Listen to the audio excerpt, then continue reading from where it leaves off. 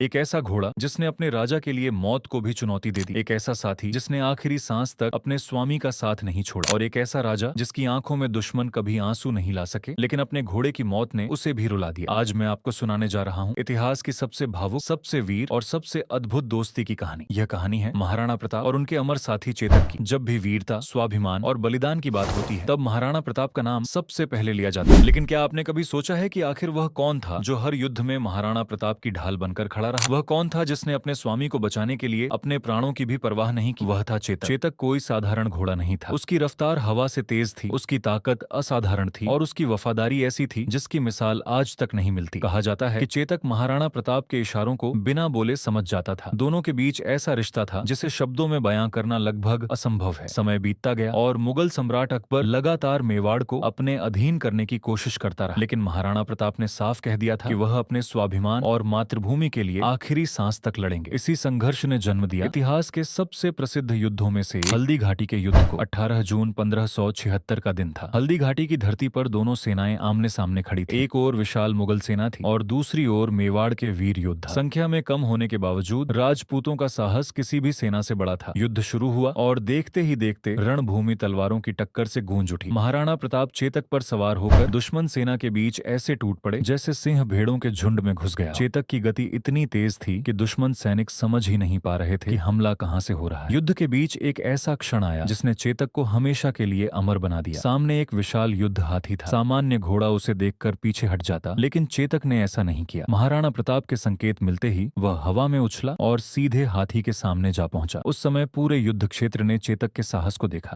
आज के लिए बस इतना ही। मिलते हैं अगली वीडियो में पार्ट 2 के साथ। लाइक एंड सब्सक्राइब कर दो कि सबसे पहले वीडियो प्राप्त करने के लिए।